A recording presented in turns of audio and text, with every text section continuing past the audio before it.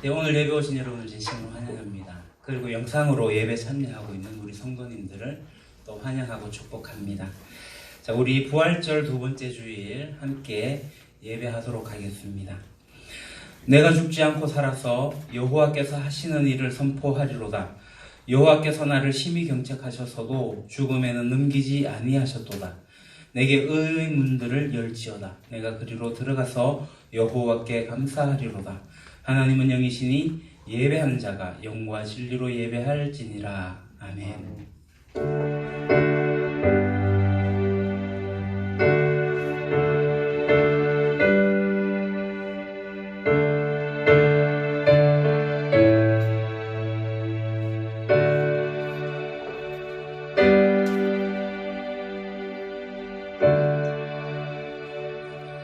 영원토록 영광을 받으실 주님, 부활의 감격 속에서 지난 한 주간을 보내게 하시고 오늘 거룩한 주일에 다시 한번 저희들을 주님 앞으로 불러주시니 감사합니다.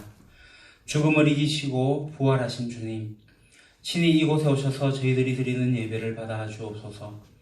부활하신 후에 제자들을 만나주시고 의심하는 도마에게도 보이셨듯이 오늘 이곳에 오셔서 우리 모두에게도 부활하신 주님의 귀한 모습을 보여주옵소서. 예배하는 이 시간, 부활의 주님을 배울 때에 우리 안에 걱정과 근심과 의심이 사라지게 하여 주옵소서. 예수님의 이름으로 기원하옵나이다. 아멘. 다 같이 일어나셔서 영광의 찬양 4장으로 찬양드리겠습니다.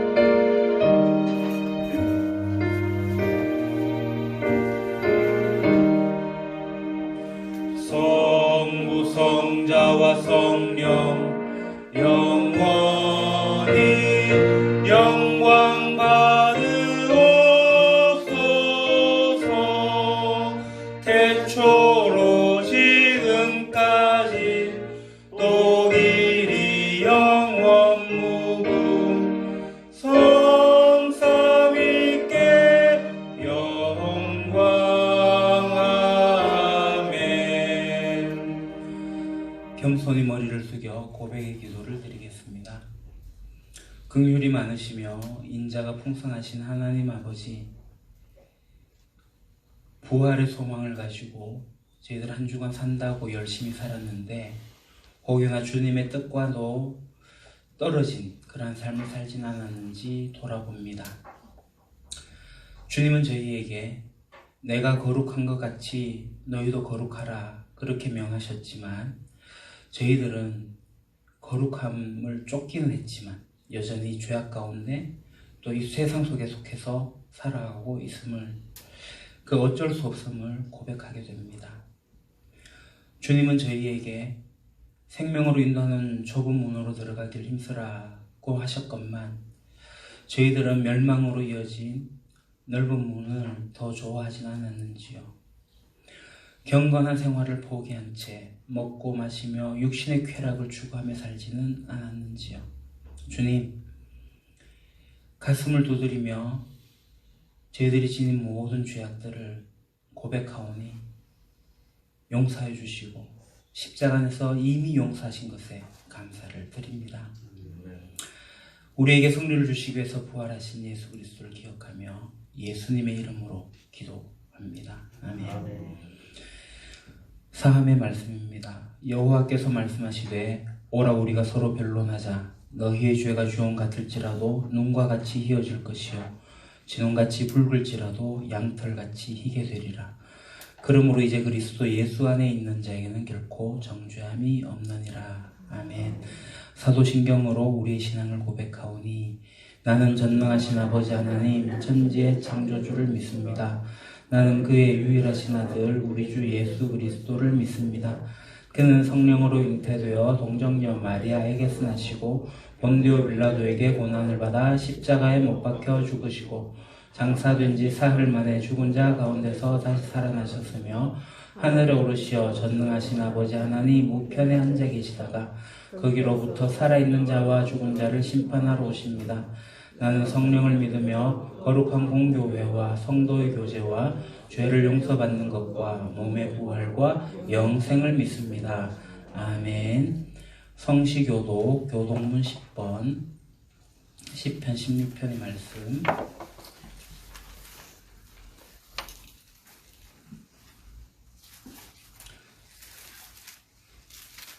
찬송가 뒤편에 있는 교독문 10번, 시편 16편. 우리 같이 교독하겠습니다. 하나님이여 나를 지켜주소서. 내가 주께 피하나이다. 내가 구원하는데 주는 나의 주님이시오니 주밖에는 나의 법이 없나이다 하였나이다. 땅에 있는 성도들은 존귀한 자들이니 나의 모든 즐거움이 그들에게 있도다. 당신에게 예물을 드리는 자는 괴로움이 될 것이라. 나는 그들이 드리는 피의 전제를 드리지 아니하며 내 입술로 그 이름도 부르지 아니하리로라. 여호와는 나의 산업과 나의 잔의 소득이시니 나의 분깃을 지키시나이다.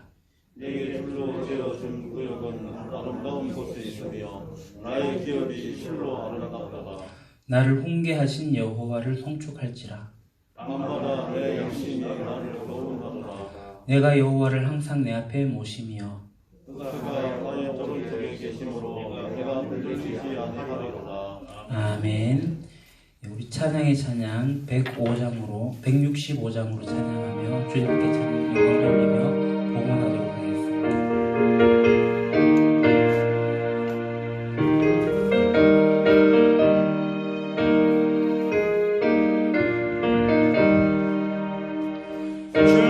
주님께 영광 다시 사신 주 사망 권세 모두 이기시었네.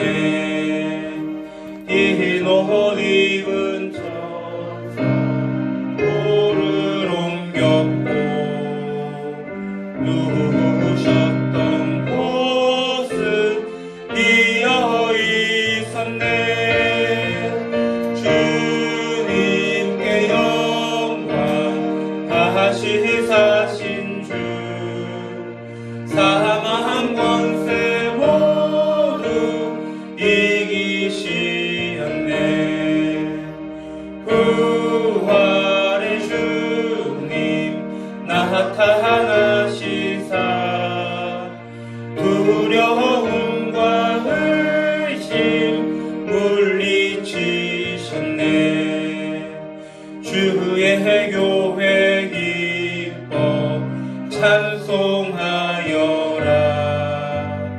다시 사신 주님 죽음 이겼네.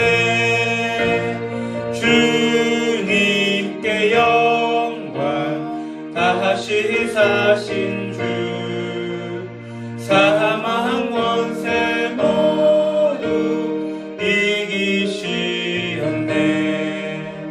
생명의 임금 영광의 주님 주님 없는 삶은 헛될 뿐이라.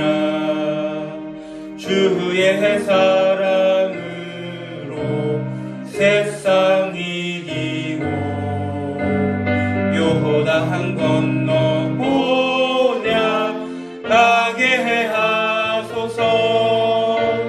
주님께 영광 다시 사신 주 사망 권세 모두 이기시었네.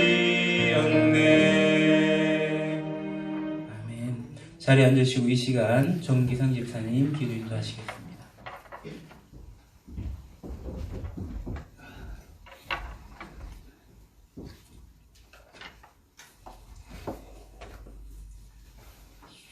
기도드리겠습니다. 거룩하신 하나님, 유린교회 식구들 코로나 전염병에서 구원하여 주시고 응응을 주셔서 고맙고 감사합니다. 주님, 유린교회가 계획했던 4월 20일 20주년 기념 행사와 임직식과 은퇴식을 5월 24일로 연기하였습니다. 5월 24일 계획한 교회 행사가 주님 은혜 안에서 성대히 치를 수 있도록 주님 코로나 바이러스를 속히 종결되게 하여 주시고 예배 때 마스크 없이 거리두기 없이 서로 얼굴 보면서 예배할 수 있게 하여 주시옵소서. 아직까지 다수 확진자가 있으며 병원에서 치료받고 있는 환자들 속히 치유되게 도와주시고 병마에서 이길 수 있는 힘을 주시옵소서. 주님, 우리는 주님의 은혜로서 오늘과 내일도 잘 살고 있는 줄로 알고 있으며 앞으로 닥쳐올 미래를 모르고 있습니다. 앞으로는 코로나보다 더 무서운 전염병이 우리의 생명을 위험할지, 우리에게 어떠한 고난과 시련이 있을지 아무도 예측할 수도 없고 대처할 능력도 없습니다. 주님, 미래에 우리를 권하여 주실 분은 주님뿐입니다. 우리가 주님의 은혜를 입어 항상 기쁘게 예배 드릴 수 있게 하여 주시기를 간절히 원하고 바랍니다. 주님, 이 재단을 위해 항상 수고하시는 목사님, 코로나 때문에 하는 일이 더 많아졌습니다. 목사님 건강을 지켜주시고 성령께서 함께 하시는 생활이 되게 하옵소서. 주님, 우리의 소득의 일부를 11조로 감사 헌금으로, 주일 헌금, 건축 헌금으로, 또 교회 보탬이 되라고 멀리서 보내준 지정 헌금으로 정성을 다하여 들어오는 하늘의 곳간에 빛이 되게 하시고 쓰이는 곳마다 주님께 기쁨이 되게 하여 주시옵소서. 거룩하고 예수님 이름으로 기도드립니다. 아멘.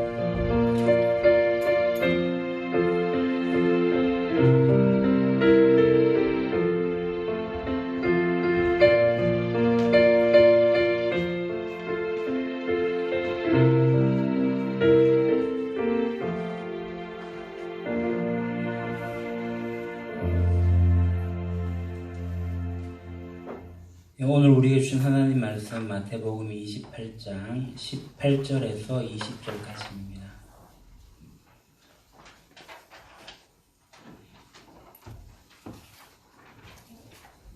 마태복음 제28장 18절에서 20절까지의 말씀 우리 같이 한 목소리로 봉독하겠습니다. 예수께서 나와 말씀하여 이르시되 하늘과 땅의 모든 권세를 내게 주셨으니 그러므로 너희는 가서 모든 민족을 제자로 삼아 아버지와 아들과 성령의 이름으로 세례를 베풀고 내가 너희에게 분부한 모든 것을 가르쳐 지키게 하라. 볼지어다 내가 세상 끝날까지 너희와 항상 함께 있으리라 하시니라. 아멘. 코로나19로 인해서 고강도 사회적 거리두기 그것을 함으로써 우리의 일상이 참 많이 바뀐 것 같습니다.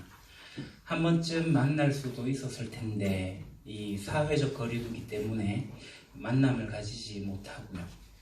당연히 우리 예배를 통해 가지고 성도 간의 거리도 띄워지게 되었고요. 주일 예배 이렇게 한 공간에 함께 모이지도 못하게 되고 이 영상을 통해 가지고 보게 되는 그 예배 참여하게 되는 초유의 사태를 우리가 계속 경험하고 있습니다. 이러한 상황 속에서 계속 고민되는 것들이 있는데요. 하나는 이 예배에 대한 고민이고 또 다른 하나는 교회에 대한 고민입니다. 이 코로나가 지나가고 난 다음에 그 포스트 코로나 이후의 시대를 우리가 맞이하게 될 텐데 그때 우리 교회가 어떻게 그 시대에 적응할 수 있을까? 또 우리의 예배는 그 시대 속에서 어떻게 적응해야 될 것인가? 지금 이제 4차 혁명 시대라고 하는데 이 AI가 발달하면서 나오는 이 시대에 우리가 어떻게 적응해야 할 것인가? 여러 고민들을 해봅니다. 실제로 성도들 가운데는 이 예배에 대해서 다시 생각해보는, 그러니까 예배를 재정립하는 성도들이 생겨났습니다. 온라인 예배를 한 달, 두 달 드려보니까 온라인 예배 드려도 괜찮네 라는 사람도 있고요. 굳이 온라인 예배 드릴 필요 있나? 우리 가족끼리 예배 드리니까 더 좋더라 라는 분도 있었습니다. 교회당에 가서 예배 드릴 때는 아내와도 떨어지고 자녀와도 떨어지고 오후 4시, 5시 저녁에도 모일 법했는데 저녁에도 모임이 있으면 한밤중에 이상가족이 되어가지고 흩어지다가 주일에 가족끼리만 모여서 예배 드리니까 이 얼마나 좋은지 1시간이 아니라 2시간, 3시간이고 이야기를 나누다 보니까 얼마나 좋은지 이 가정예배의 소중함들을 알게 되었다는 성도도 있었습니다. 여러분은 이 온라인 예배를 드리는 게 괜찮습니까? 아니다. 예배는 교회당 나와서 함께 예배 드려야지. 이게 맞습니까? 제가 질문을 한번 해볼게요. 집에서 온라인으로 예배 드려도 된다 라는 사람 손. 아무도 안 드시네요. 지금 이제 영상 보시는 분들은 손 들고 계실지도 모르겠어요. 아니다. 교회 나와서 이렇게 함께 모여서 예배 드려야 되지. 손. 네, 내리십시오. 감사합니다. 그럼 제가 다시 질문 한번 해보겠습니다. 하나님이 집에 계시나요? 네. 하나님이 예배당에도 계시나요? 네. 그럼 다시 질문할게요. 하나님이 집에서만 계시나요? 그럼 하나님이 예배당에만 계시나요? 아니요. 그렇죠. 하나님은 어디에도 다 계십니다. 하나님은 모바일 하시는 분이십니다. 그러니까 무소부재라는 표현을 쓰죠. 어디든지 다 계십니다. 그러니까 어디에서도 예배 드리면 됩니다. 집에서 예배 드려도 되고 차 안에서 예배 드려도 되고 뭐 그곳이 어디든지 간에 하나님 앞에서 하나님에게 경배할 수 있다면 그곳에서 예배하면 됩니다. 문제는 하나님의 임재 앞에 내가 바로 설 수 있느냐가 관건이죠. 그러니까 예배당에 나왔어도 하나님 앞에 있는 게 아니라 딴 생각하는 거예요. 아, 예배 끝나고 내 어디 놀러 가지? 내 남자친구는 어디 있지? 뭐 이런 생각으로 가득 차 있으면 이 예배에 몸은 와 있지만 생각이 딴 데가 있으면 오히려 집에 있는데 온라인으로 영상을 보면서 겸허하게 하나님 앞에 앉아가지고 온전하게 예배 드리고 있으면 이 차이는 분명하게 날 거라고 봅니다. 그러니까 지난번에 말씀드린 것처럼 예배라는 것은 하나님 앞에 서는 거라고 했습니다. 하나님과의 만남이죠. 하나님을 만나시면 됩니다. 그러니까 집에서 하나님을 만나서 하나님께 예배 드려도 되고 이건 예배당에 나와서 하나님 만나서 하나님께 예배 드려도 됩니다.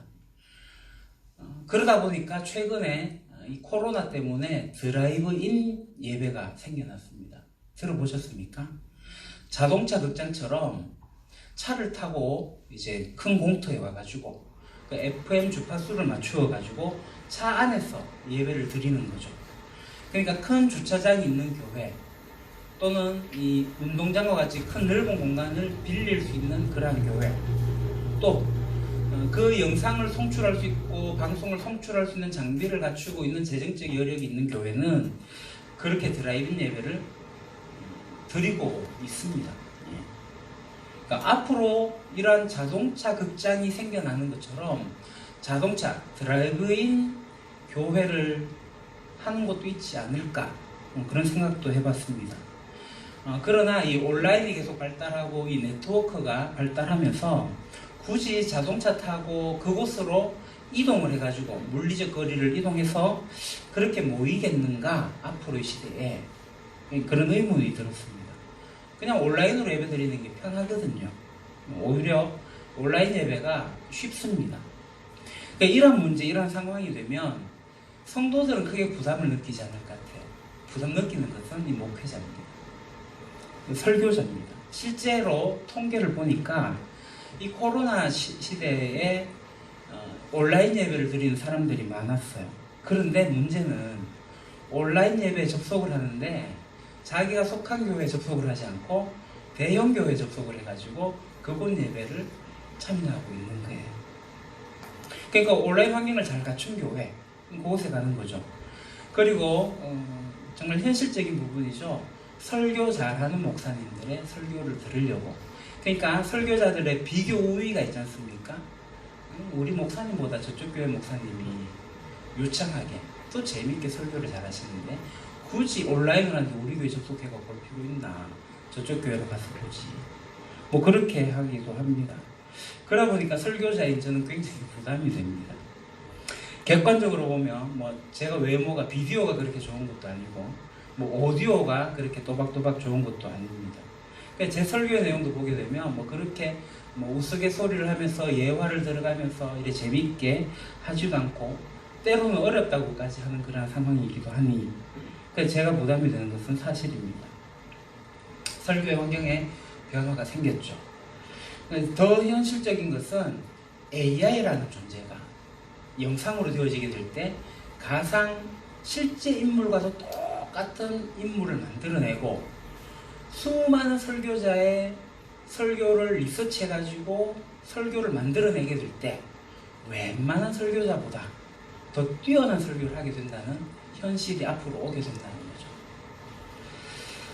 거죠. 그래서 제가 이 예배와 설교에 대해서 계속 고민되고 묵상되고 앞으로 이 시대에 어떻게 해야 할 것인가 생각을 하게 됐습니다. 그러면서 이제 교회론을 공부하다가 이제 대안이라고 할까요? 뭐 답을 좀 찾았습니다. 이 답을 새롭게 발견한 게 아니라 이미 우리가 다 알고 있는 이야기입니다. 그러니까 우리가 예배를 드릴 때 단독자로 하나님께 예배를 드릴 수가 있어요. 하나님을 단독으로 만나게 됩니다. 그런데 이 하나님 앞에 우리가 서게 됐는데 내 주변을 보니까 하나님 앞에 서는 나와 같은 사람들이 있는 거예요. 그들이 나뿐만 아니라 그들 또한 하나님을 아버지라고 부르고 아버지를 경배하고 있는 거죠. 그들이 나와 같은 형제가 되는 거고 그래서 그게 교회가 되는 거고 공동체가 되는 거죠. 그러니까 우리가 하나님을 예배하게 될 때 이 공동체가 모여서 예배할 수밖에 없다는 것이 교회론입니다. 자, 그러니까 우리가 기본적으로 개인적으로 단독으로서 하나님께 개인의 찬미의 제사를 드립니다. 골방에서 큐티를 통해서 개인 예배를 통해서 하나님께 집중을 하죠. 그러다가 일주일에 한 번 이렇게 함께 모이면서 한두 번씩 모여서 함께 공동체 안에서 예배를 드리게 되고요. 그렇게 예배를 드리면서 힘을 얻어가지고 사회로 나가면서 일상의 예배, 삶의 예배가 이어지게 됩니다. 왜 삶의 예배가 이어져야 되냐면 일상의 예배가 되어져야 하는 이유는 나를 통해서 하나님 나라의 복음이 전수가 되는 거거든요. 그러니까 평생 나만 하나님을 예배하면 돼 라고 하면 집에서 혼자 예배하면 됩니다. 그러니까 지금 가난한 성도들 있죠. 나만 하나님 믿고 있는데 뭐 교회 못 오러 예배 드리러 가. 이런 마음이 있다는 거예요. 그러나 하나님은 하나님의 가족 공동체에 속하게 하셨어요. 그러니까 교회 공동체가 반드시 필요한 거고 이 교회 공동체를 통해서 하나님 나라의 복음을 전수할 수 있도록 하신 거죠. 그러니까 하나님께서 나를 기뻐하신다면, 예배 드리는 나를 기뻐하신다면 하나님께서는 공동체가 모여서 드린 예배를 더 기뻐하십니다. 왜냐하면요, 하나님은 모든 사람이 예배 드리기를 원하시기 때문에 지금 이 교회당 밖에 있는 사람들, 소위 찾는 이들을 하나님께서 찾으시고 그들이 예배하기를 기뻐하십니다. 그래서 우리가 모든 사람들이 예배를 드릴 수 있도록 하기 위해 가지고 우리가 꿈꾸는 게 있죠. 찾는 이 중심. 그러니까 우리 교회가 찾는 이 중심을 정말 중요한 가치로 삼고 있습니다. 그런데 우리가 찾는 이 중심이라고 해놓고 찾는 이들이 우리 예배에, 우리 교회에 찾아오게 되면, 참여하게 되면 이 예배가 낯설고 어색하지 않을까요? 그들이 마음의 부담은 어떨까요? 찬양을 하는데 자기들끼리 익히 아는 노래로 막 찬양을 하고 난 멜로디도 생소한데 되게 이게 소외감을 느끼게 되거든요. 가사도 잘 알지도 못하겠고 또 기도라고 하는데 갑자기 뭐 통성기도 시켜버리면 이게 더 위험한 상황이 되기도 하고요. 뭔가 하는 것 같지만 귀에도 잘 들어오지도 않고 그렇습니다. 설교도 목사님이 참 좋은 이야기는 하는 것 같은데 좀 잘 모르는 어려운 단어, 용어들이 사용되어지고 뭐 그렇게 되는 거죠. 그러니까 이 찾는 이 중심이라고 하지만 실상은 찾은 이 성도 중심의 교회가 아직은 우리 교회가 그런 게 아닌가 생각이 듭니다. 그러니까 제가 이곳에 이제 부임한 지 만 3년이 지났습니다. 첫 술에 배부르지 않을 거랍니다. 그래서 우리의 모습을 보게 되면 제가 객관적으로 평가하기에 좀 어중간한 모습이 있다 그래 생각합니다. 그래서 저는 누누이 이야기했지만 더디게 가더라도 천천히 가더라도 우리가 일단은 일부 좀 성장을 하고 나서, 그러니까 하나님 나라의 복음의 기초를 다 알고 익히고 누리면서 살아가지는 못하지만 그래도 어느 정도 이해를 하고 나서, 그러니까 우리가 왜 예배드려야 되는지, 왜 우리가 공동체로 모여야 되는지, 왜 우리가 전도도 해야 되고 선교도 해야 되는지, 왜 우리가 제자 양육을 해서 성장을, 나도 성장하고 또 이끌어가면서 성장을 시켜내야 되는지, 그리고 나도 변하고 이 세상도 변하고 안팎의 변혁을 바꿔 나가는지, 그러한 기초적인 이해, 지식이 있고 난 다음에 우리 교회가 찾는 이 중심이 되어야 되지 않을까, 그런 생각을 했습니다. 그런데 실상은 우리 교회에 찾는 이들이 찾아왔어요. 그래 찾는 이들이 찾아와서 우리 교회 모습에 반하기도 해서 우리 공동체에 들어오기도 했고, 또 어떤 이들은 우리 공동체를 떠나기도 했습니다. 그래서 제가 좀 질문을 한번 해보겠습니다. 제가 유림교회에 왔는데 제가 부임하고 나서 오신 분들이 있습니다. 짧게는 몇 개월 되신 분도 있고 길게는 한 3년쯤 되신 분들이 있겠죠. 제가 이야기하고자 하는 것은 제가 부임하기 전에 경주 새천년교회의 교인이었던 분들에게 제가 질문을 한번 할까 합니다. 우리 집사님 그리고 권사님, 부담되는 질문일 겁니다. 제가 부임하고 나서 찾아오신 성도님들이 있습니다. 그분들에게 여러분들은 본이 되고 있습니까? 그분들에게 여러분들은 디딤돌이 되고 있습니까? 아니면 거침돌이 되고 있습니까? 제가 지금 나무르려고 얘기하는 거 아닙니다. 이쯤에서 한번은 점검하고 갈 필요가 있겠다 싶어서 말씀을 드리는 겁니다.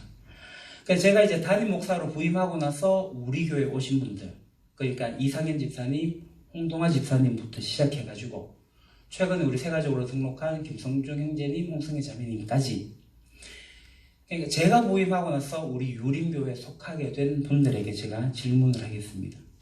여러분들에게 우리 유림교회는 어떤 교회였습니까? 먼저 된 신분들이 잘 이끌어 주셨습니까? 내가 이곳에 속해가지고 우리라는 느낌을 가질 수 있도록 잘 챙겨주시던가요? 제가 우리 성도님들을 만나서 이야기해보면 전반적으로 잘 이끌어 주셨다, 먼저 되신 분들이 잘 챙겨주셨다 라는 이야기를 합니다. 심지어는 쑥스럽게도 제가 있는 그 면전에서 제 자랑을 하는 경우도 있었습니다. 근데 안타까운 것은 그럼에도 불구하고 우리 교회가, 우리 공동체가 잘 성장하고 있는데도 여전히 갈등이 남아 있다는 겁니다. 그래서 제가 새가족 교육을 할 때 꼭 하는 이야기가 뭐냐면, 우리 교회는 아직까지 완성된 이상적인 그런 교회가 아니다, 성장하고 있는 과정에 있다, 우리 교회는 아직 어리다라고 그렇게 얘기합니다. 우리 교회가 진실한 공동체를 꿈꾸고 있지만 진실한 공동체를 아직 우리가 경험해보지도 못했고, 그래서 우리가 진실한 공동체로 살아가려고 발버둥 치다 보니까 여전히 부족한 것들이 있다, 아직 성숙하지 못한 모습이 여전히 우리 속에 있다라고 말씀을 드립니다. 저 또한 이상적인 목사의 상을 가지고 있지는 않습니다. 분명하게 말씀드리는 것은 저도 성장하고 있고 우리 교회도 성장하고 있다라는 겁니다. 그러니까 한번 지켜보라고, 그리고 함께 성장해 나가자고 그렇게 말씀을 드립니다. 그러니까 솔직히 저는 좀 두렵습니다. 담임 목사로서, 우리 유림교회 지도자로서 하나님의 뜻하신 바로 잘 이끌어 나가고 있는지 늘 묵상합니다. 그래서 우리가 누구고 또 우리가 가는 길이 어떠한지, 결국 제가 고민하고 있는 이 부분은, 그리고 우리가 함께 고민해야 될 이 부분은 성경에 답이 있습니다. 성경 속에서 이 말씀에서 답을 찾아야 되겠죠.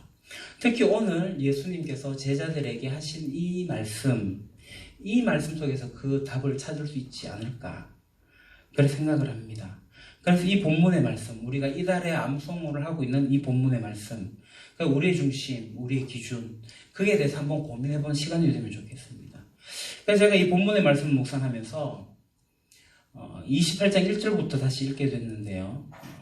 안식일이 지난 이후 6절에 가게 되면 제가 지난주 설교했던 본문, 마가복음 16장 6절과 평행 본문이 나옵니다.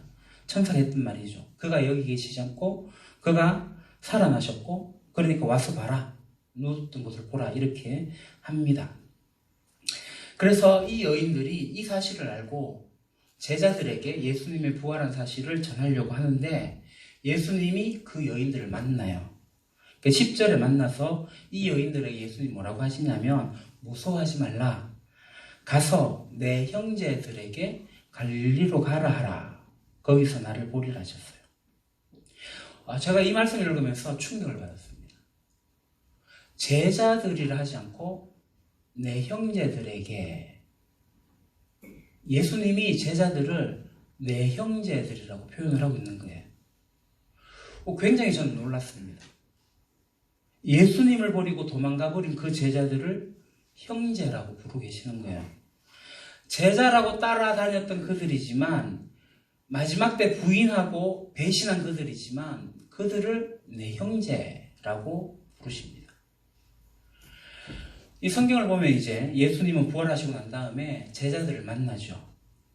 사실 부활하고 나서 제자들 안 만나고 대제사장, 서기관, 바리새인, 빌라도 이런 사람들을 만나가지고 내 부활했다 이렇게 나타나시면 참 좋았을 것 같은데, 예수님은 신기하게도 제자들만 만나셨어요. 제자들만. 그러니까 예수님께서 부활하셔가지고 부활의 능력, 부활의 생명, 이 부활의 권세를 가지고 사적으로 원수 갚는 데 쓰지 않으셨어요. 그러니까 예수님은 오로지 제자에게 집중을 하셨죠.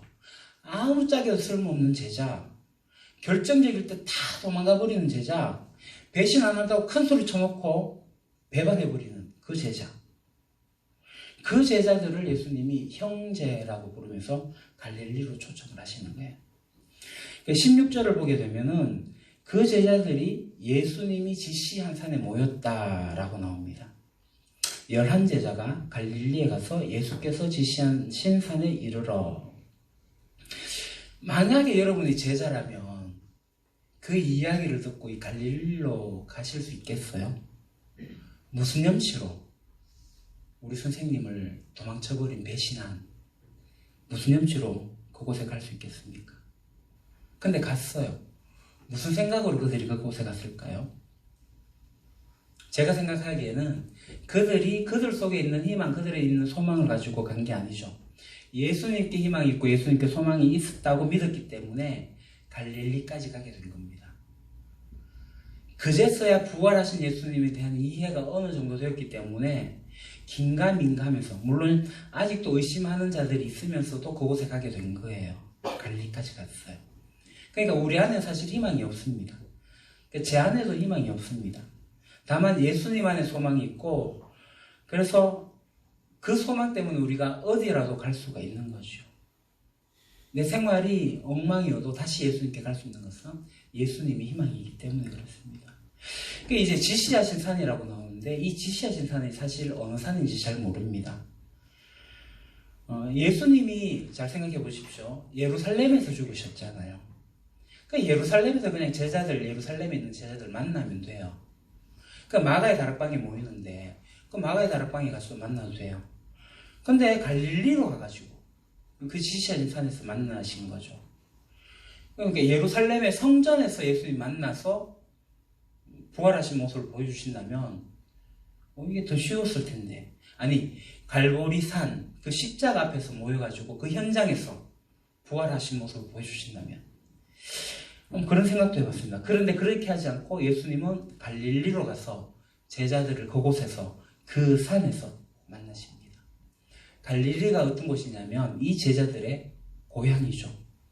이 제자들이 처음 예수님을 만났던 곳이고, 예수님이 그들을 처음으로 부르셨던 곳이고, 예수님이 나를 따르라고 하면서 데리고 가셨던 바로 그곳. 그래서 제자들은 내 인생을 그분께 바치겠다라고 따라 나섰던, 결정을 했던 그곳, 그 영적 고향이 바로 갈릴리입니다.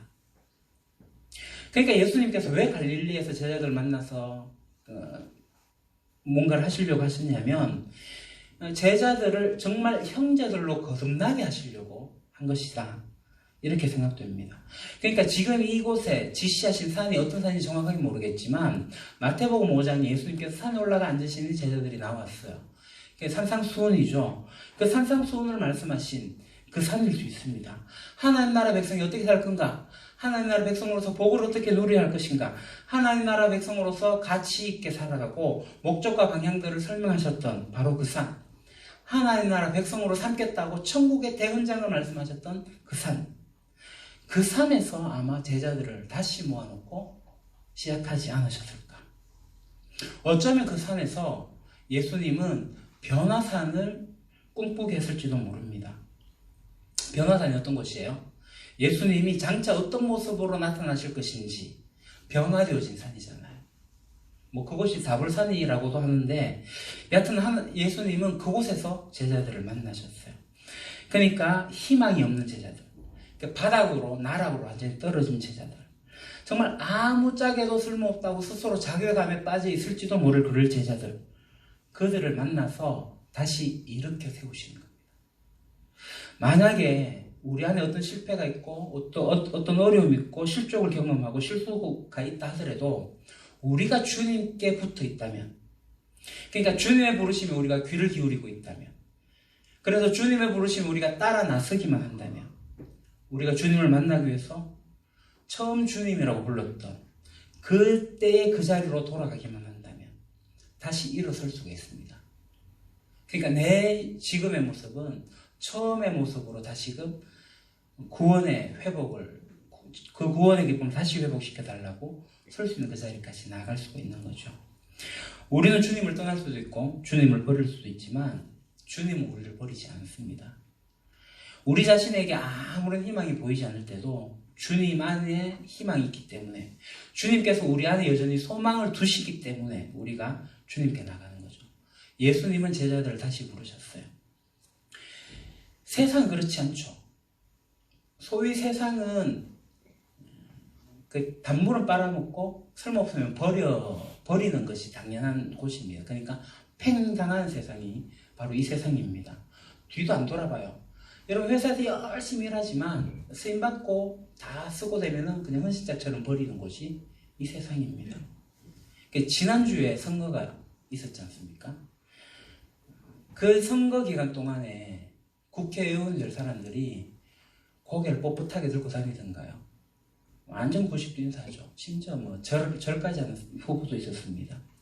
일일이 찾아왔고 악수하고, 뭐 악수하지 마라 하는데도 악수 요청하고, 뭐 포옹까지도 하고. 예. 근데 그분들이 다시 올까요? 와가지고 머리 숙일까요? 와가지고 손 먼저 내밀고 악수 청할까요? 아니요. 이제 팽당했습니다. 우리는 4년 뒤쯤이면 다시 와가지고 그렇게 할 겁니다. 경험해 왔잖아요. 우리가 그분 찾아가도 그분들 우리 안 만나준다니까요. 팽당한 세상이 그래요. 그게 당연하다고 생각을 해요. 근데 우리 주님 그렇지 않습니다. 예수님은 버려도 마땅히 버려야 할, 야단쳐도 눈물 쏙 빠지게 해야 될 그 제자들을 다시 부르시고 그들을 일으켜 세우십니다. 형제라고 말씀을 하시는 거죠. 그 제자된 형제된 그들에게 무슨 말씀을 하시느냐? 오늘 본문의 말씀이에요. 우리가 계속 암송하고 있는 이 말씀, 개역 개정으로 암송하시는 분도 있고 개역 한글로, 저는 개역 한글로 암송을 했습니다. 조금 이제 어휘가 바뀌었는데 굳이 뭐 개역 개정으로 다시 암송하실 필요는 없습니다. 우리 교회 소식 전할 때 한 번 더 암송하도록 하고요. 이 암송한 우리 말씀 정말 중요한 말씀이기 때문에 우리가 암송을 하고 있는데, 여러분 이 중요한 말씀 중에서 또 뭐가 중요하다고, 그러니까 이 18절, 19절, 20절 세 개 절 중에서 어느 부분이 제일 중요하다고 생각을 하십니까? 많은 그리스도인들이 19절, 20절을 중요하게 생각합니다. 그래서 심지어 18절은 빼버리고 19절, 20절을 외우십니다. 특히 8, 90년대, 그러니까 선교라는 것을 우리가 열심을 내고 있을 그때에 이 선교단체에서 반드시 이 본문을 이용해서 이 본문을 인용해가지고 단기 선교사들 그렇게 많이 파송을 했습니다. 로잔 국제복음운동 2010년 자료를 보게 되면 우리 한국이 미국에 이어가지고 두 번째로 선교사를 많이 파송한 국가. 2018년도 자료를 보니까 27,000여 명이 선교사로 파송되어져 있더라고요. 여하튼 간에 이 본문을 가지고 많은 선교사들을 파송했고 그 선교에 대한 열망들을 불러일으켰습니다.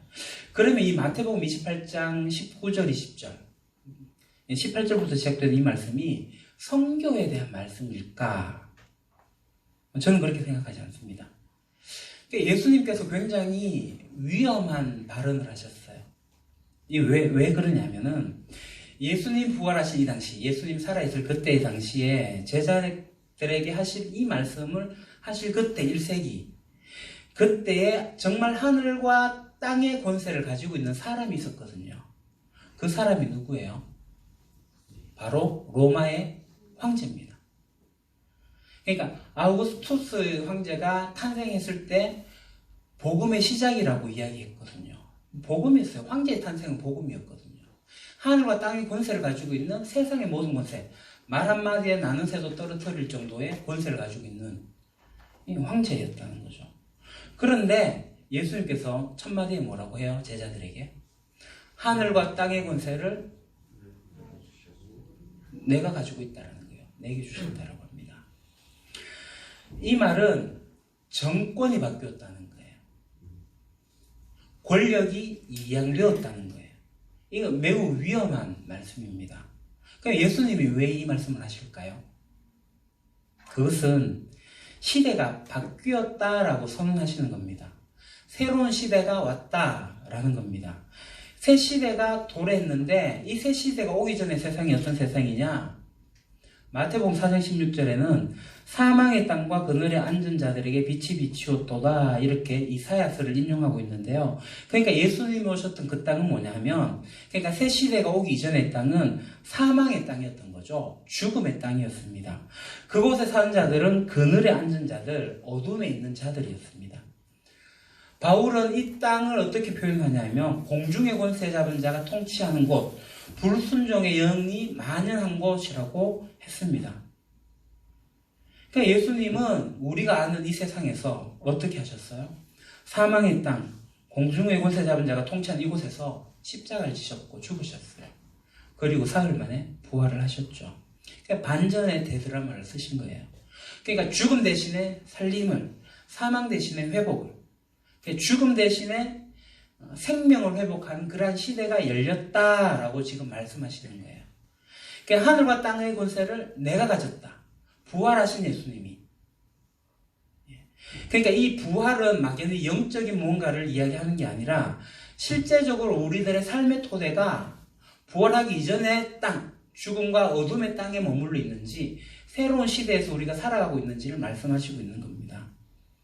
그러니까 우리 삶을 전제하고 있을 때 이 죽음이 끝이라면, 성경이 말씀하시고 있는 것처럼 이 부활을 전제로 하지 않고 있다면 우리 이 세상 속에서 매여서 살아갈 수밖에 없습니다. 그런데 우리는 그곳에 속해 있는 사람이 아닙니다. 우리는 아직 오지 않은 새 시대를 살아가지만 구시대의 고통 가운데 살아가고 있는 그런 사람들은 아니라는 겁니다. 예수님이 말씀하시죠. 새 시대가 왔다. 하늘과 땅의 것을 내가 가졌다. 통치자는 나다. 내가 왕이 되어서 내가 다스리는 세상이 되었다. 그러한 시대가 되었다라고 예수님 말씀하시는 거고, 그것을 받아들인 사람이 우리 그리스도인 아닙니까?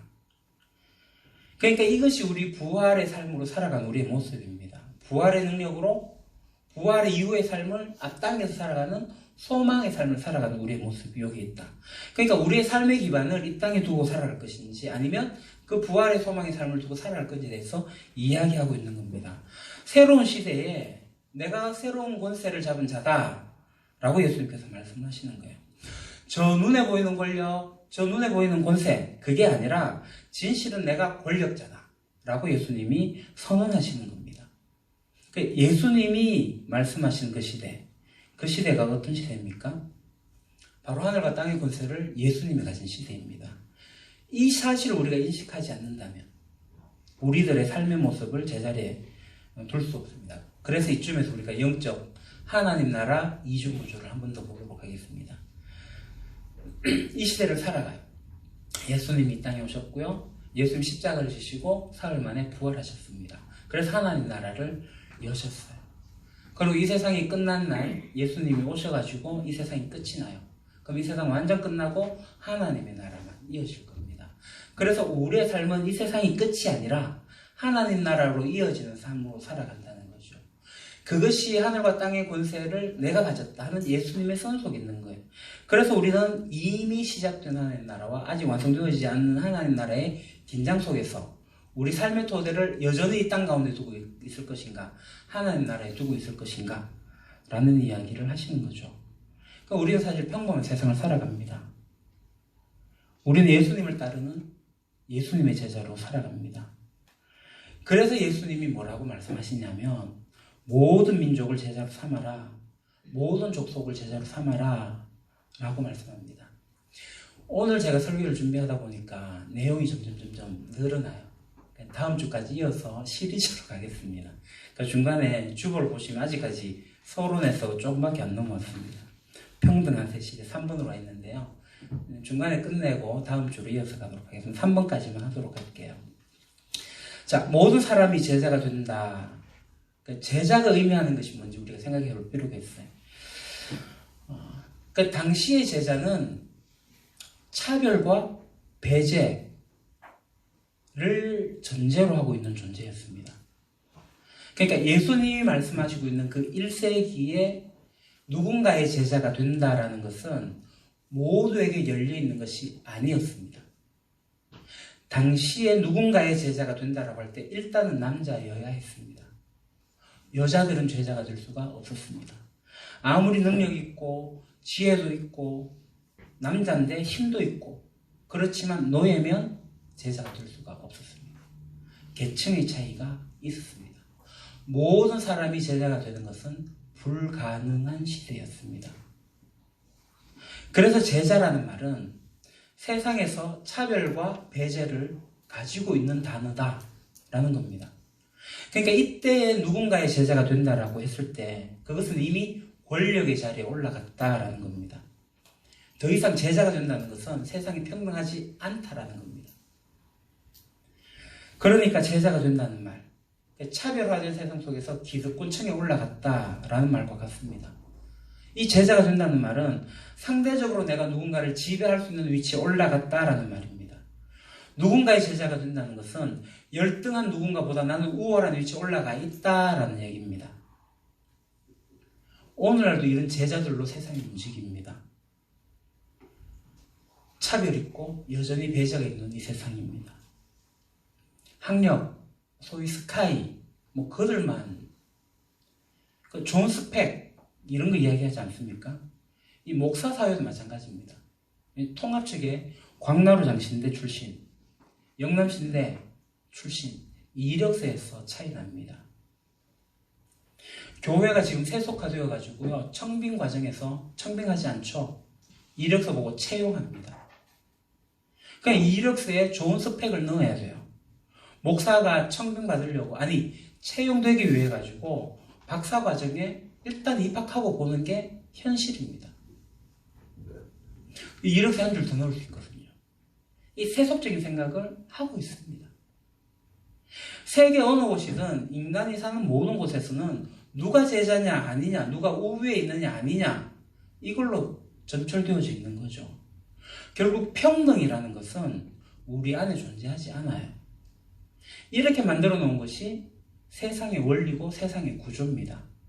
그런데 예수님이 뭐라고 말씀하시냐면 모든 민족을, 모든 사람을 제자가 되게 해라는 거예요. 이 말씀은 모두에게 기회가 균등하게 주어지게 하라는 것과 같은 겁니다. 열려진 제자의 길, 학력, 학벌, 지역, 성별 이런 것들을 전혀 보시지 않겠다라고 예수님이 선언하시는 거예요.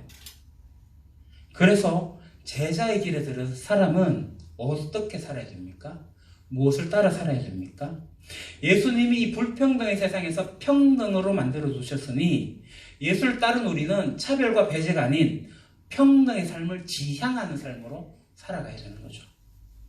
이 단어 하나가 우리가 하는 일들을 정말 생각하게 합니다. 우리의 일부의 삶을 보십시오. 자녀들을 양육하고 사회생활하고 있는 모든 삶의 자리에 차별과 배제를 인정하고 살아가고 있지 않습니까? 그게 당연하다는 듯이 살아가지 않습니까? 동조하고 살아가죠.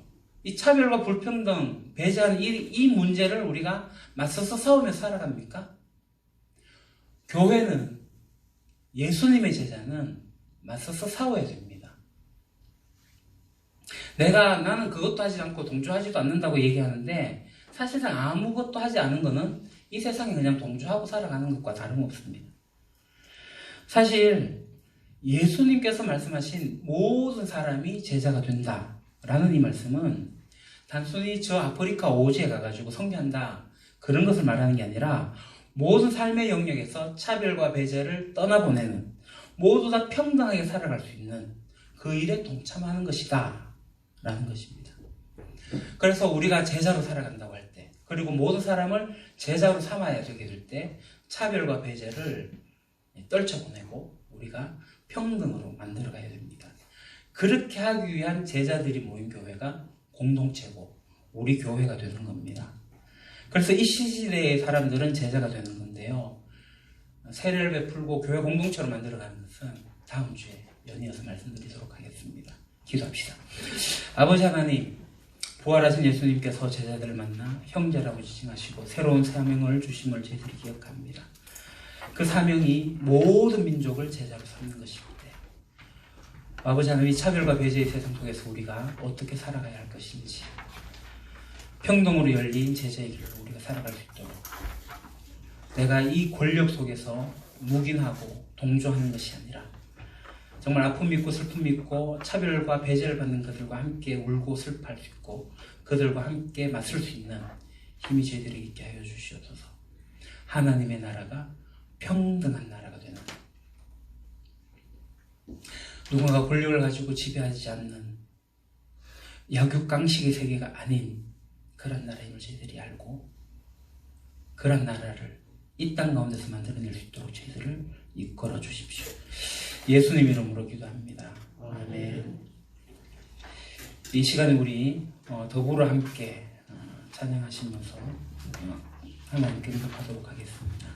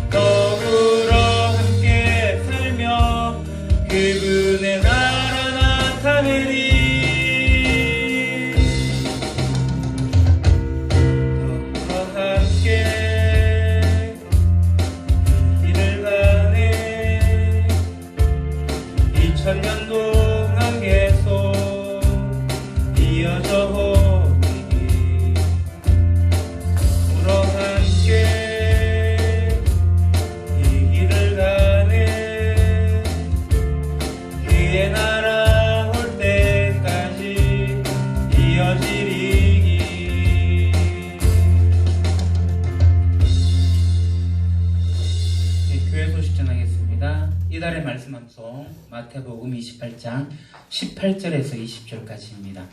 자, 우리 같이 함송하겠습니다. 예수께서 나와 말씀하여 이르시되 하늘과 땅의 모든 권세를 내게 주셨으니 그러므로 너희는 가서 모든 민족을 제자로 삼아 아버지와 아들과 성령의 이름으로 세례를 베풀고 내가 너희에게 분부한 모든 것을 가르쳐 지키게 하라. 볼지어다 내가 세상 끝날까지 너희와 항상 함께 있으리라 하시니라. 아멘. 예, 사회적 거리두기로 인한 예배 실험 중에 사회적 거리두기에서 생활 방역으로 정함할 상황이긴 한데 오늘 아침 뉴스에서 좀 더 거리두기를 연장한다고 합니다. 그래서 일단은 우리가 다음 주일까지는 지금처럼 이렇게 예배 시간 온라인으로 중계를 하도록 하겠고요. 주부에 기록된 대로 5월 3일부터 공동체 예배로 모일 것인데 오늘 아침 뉴스를 제가 보진 않았고 정기상제님께서 말씀하시기를 5월 5일까지 지금 연장한다고 이야기를 하고 있는데 일단은 그 다음 주니까 다음 주는 이와 같이 하고 다시 광고를 그때 가서 드리도록 하겠습니다. 매일 성경으로 말씀 묵상하고 있으니까 요즘에 에스겔에 대해서 말씀 묵상하고 있는데요. 5월 6월로 여러분께서 주문해 주시고요. 홍성애 자매님께 오늘 주문해 주셔야지 다음 주에 받으실 수 있습니다. 오늘 주문 안 하시면 마감 짓겠습니다. 그리고 저희들이 5월 10일에는 코로나가 이제 물러날 거라 생각을 하고 야외 예배 및 운동회를 작년에 했던 코라드에서 예정하고 있습니다. 물론 이것도 당일 가까이 가서 한 번 더 광고를 드리도록 하겠습니다. 그리고 우리 전 집사님이 20주년 기념으로 기도를 하셨는데 지난주에 말씀드렸다시피 우리 교회 역사를 찾아보니 경주 새천년교회로는 20주년 되는데 우리 새천년교회가 그때 개척이 된 게 아니라 평강교회를 이어받았기 때문에 우리 교회 역사는 다시 평강교회로 올라가게 됩니다. 그래서 평강교회가 언제 개척을 했냐면 96년도인가 7년도인가 그렇습니다. 그래서 우리는 엄밀하게 따져서 24주년이 됩니다. 여하튼 우리가 24주년에 기념사업도 하고 임직식도 하고 은퇴식도 그렇게 진행을 5월 24일에 하도록 하겠습니다. 우리가 20주년을 준비하다 보니까 우리의 교회 역사가 이렇게 더 있다는 사실을 알게 됐습니다. 그리고 우리 피택자 모임을 코로나이든 말든 간에 일단은 좀 모이도록 하겠습니다. 임직 준비도 해야 되고요. 또 공부도 해야 되고 합니다.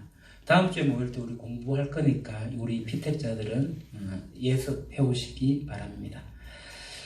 우리 지난주 중에 신방을 했는데 홍동화 집사님께서 토마토를 나눔해 주셨습니다. 감사합니다.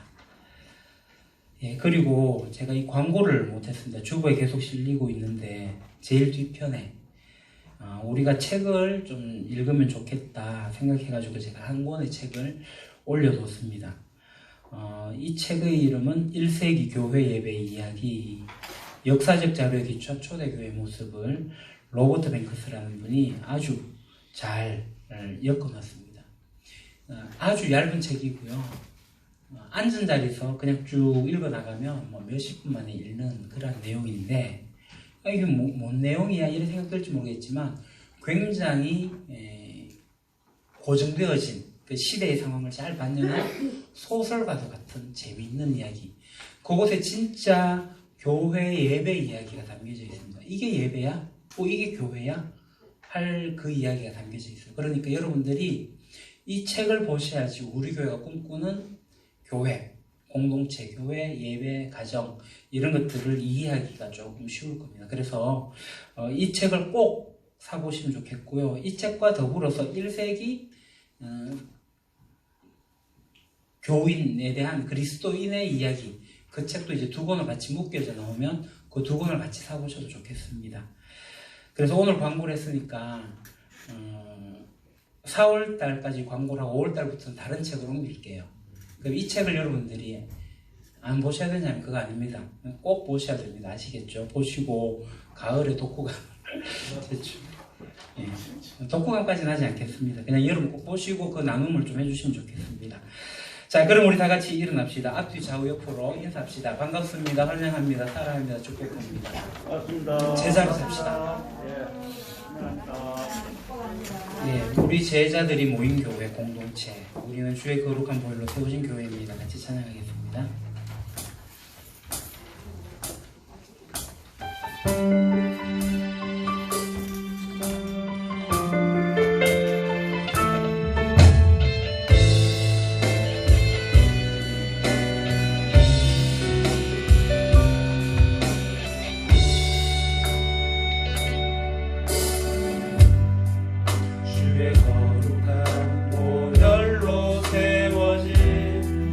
살아 숨쉬는 교회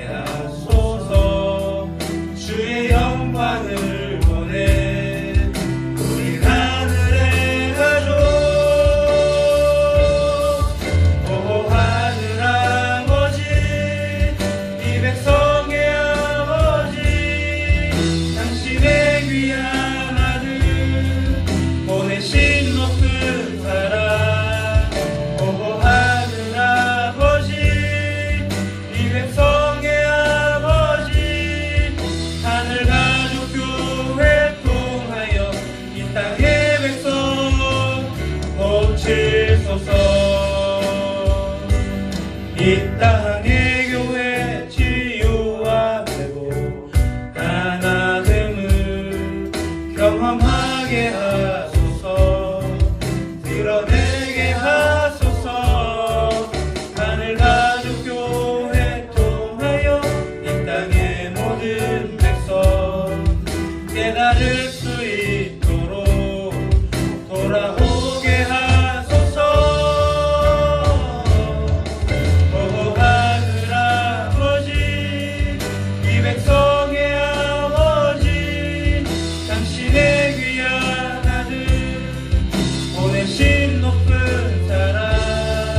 보고 하늘 아버지, 이 백성의 아버지, 유림 가족교회 통하여 이 땅의 백성 고치소서.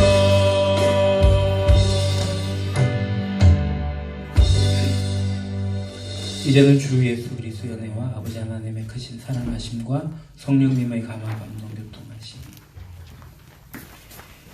이 땅의 하늘 가족 우리 유림교회를 통하여서 차별과 배제가 만연한 이 세상 가운데 평등으로 고쳐나갈 수 있는 것을 희망하고 소망하며 그 길을 가고자 하는 여기에 모인 주의 백성들, 우리 유림교회 위에 영원토록 함께 하시기를 간절히 축원하옵나이다. 아멘.